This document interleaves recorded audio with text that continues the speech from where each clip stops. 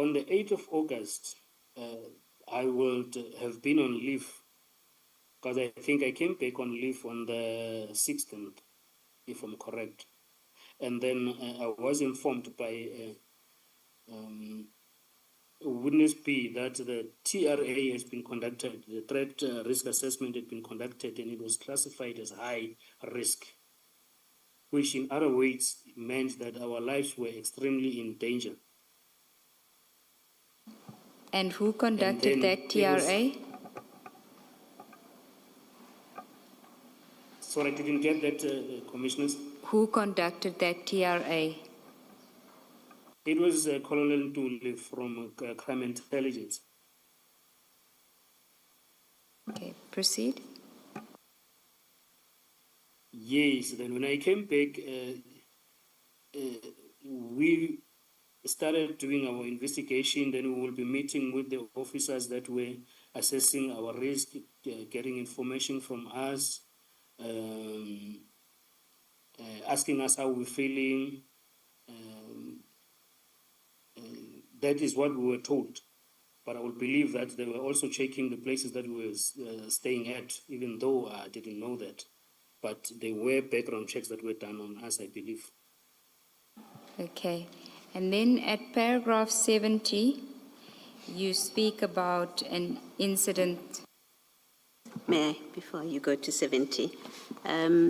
Witness A, you say in paragraph 67 that you could not, the language you use is you say we could not speak to General Shibiri, and so we thought that we should try to get hold of Major General Mbuso Khumalo.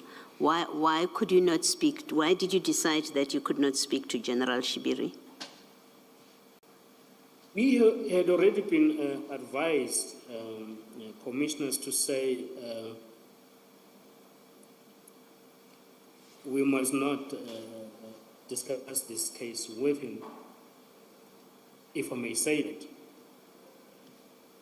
And then also the confusion that happened with the parties and us called to his office, we at this time, up until today, we hadn't figured out if it was him assisting us or if it was him trying to get information from the docket and everything. So it was safe to deal with the people that we trusted at the time.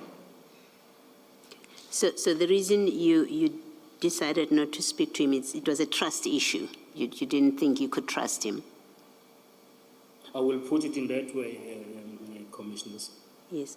Ordinarily, if there were no trust issues and you were dealing with this problem that you find yourselves in, and you can't get hold of your immediate superior, I think Brigadier Hopane, ordinarily who would you speak to?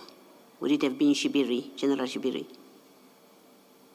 No, it would have been General Mbuso Khumalo because he's at the provisional level, and then General Shibiri is at the national level. So I will exhaust the means of trying to get hold of General Khumalo at the provincial level. And then going to national level will be extreme. Yes.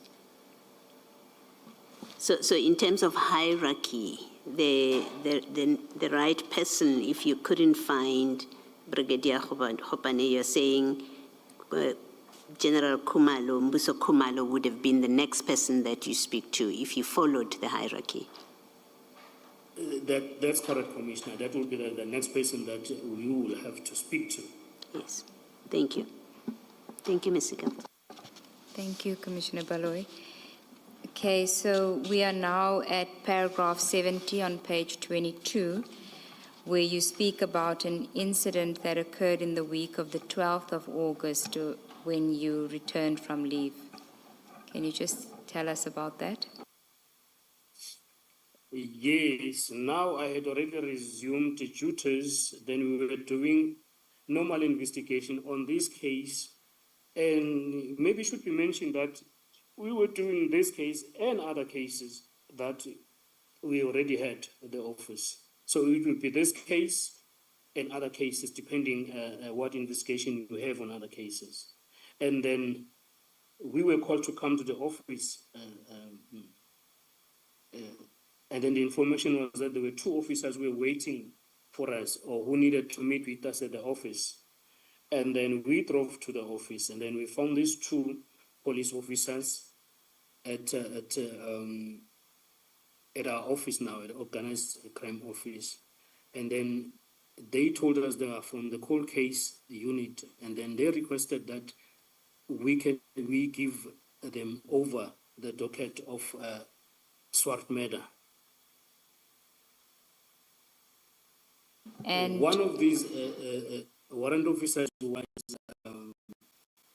identified to us as Dion Mulaudzi, who works at the cold cases office. And then we refused. We said we cannot, because that's procedurally, that was wrong. You can't just give the docket to someone because they're requesting for the docket, let alone that this was the sensitive matter that we're investigating. Even if it was just a normal docket that had no threats and everything, you cannot just say, okay, here's the docket, you're looking for it, have it. Witness A, the form of request, did they have a letter with them, or was it a verbal request? It was a verbal request. And who is the head of the cold case unit? Or who was at the time? I really do not have concrete information. I only heard that the head of the cold case unit will be Brigadier, I just forgot the name. He's Brigadier Keninda, yes, he's heading it, but I have not seen the structure of that unit. I don't know if that is true. And just for our benefit, what is a cold case in the context of the South African police system? The cold case is the term given to the cases that one would say they are lying dormant. They have been opened, and then there is no breakthrough for a certain period of time. Then they will be referred to as a cold case, which will then mean that they need a certain or a different approach from a mainstream approach that maybe the station or any other unit will be giving. Then they are ordinarily transferred or given to the cold case unit. But this one of us, it was a fresh case, and it was not called in a way that the people were already arrested and it was caught going. So it didn't really fit the category of it being investigated in that unit to start with. So you, as one of the investigators, had not yet formed a view that you've hit a dead end with this case? No. Actually, the progress on the case was wonderful. We were having leads. We were getting closer to even arresting a fourth suspect. And then we had good linkages to the suspect that we had already arrested. So there is no way that it could have been referred to as a cold case at that stage. thank you, Commissioner Kumalo. Is it, witness A, is it not possible that whoever approached you may have considered this to be a cold case because you were not discussing it with anyone? You've testified that a very small circle of people knew anything about this case as per instructions, and there was good reason for it. Is it not possible that there may not have been anything sinister with these 2 gentlemen who come and ask for it, for the docket? I wouldn't think so, Commissioner, because even if that would have been the case, the time frame did not allow for this case to be categorized as such. And then besides that, this case was all over the news. You will go around, you will know about this case to say there is 3 people that were arrested for the murder of Mr. Swart in Vereeniging. And for the fact that there was a police officer that was arrested for it on it. It will be like all over in the media and more so all over in our own connections in the police, our groups and everything. So it was known that it was court going. Thank you. Thank you, Commissioner Baloy. Witness A, we're still on page 23 of your statement. And at paragraph 71, you talk about a meeting that occurred on the 20th of August, 2024. Can you tell us what happened at that meeting? Yes, this meeting happened just for us so that we can be able to give the progress of the case to the general, because now the general was taking this case under his wing to say we need to report to him the challenges that we are facing so that he can see where he can assist and give a guidance regarding investigation, and also the challenges that now the personal challenges in terms of the threats that we are having. So this was one meeting of the regular meetings that we're having with the general. Some will be just over the phone if he has time. If he doesn't have time, then if he has time, he will call us to his office to say, brief me, what is happening here?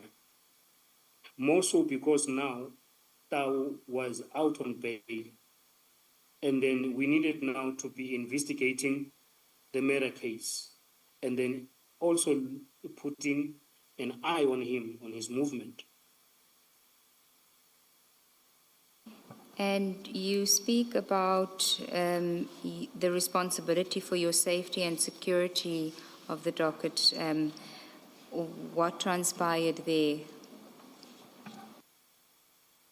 Oh yes, that was solely taken over by General Kumalo, and then he told us that he will see to it that we will get the assistance that we need in terms of safety. And then he introduced us to the people that were going to assist us in terms of protection. And who was that who was now responsible for your safety and the security of the docket? We were introduced to General Kekana, who is, I think, the head of the uniform units in Gauteng, to say he will provide you with the members that will be in charge of your safety or your protection while you are doing the docket and while you are off duty.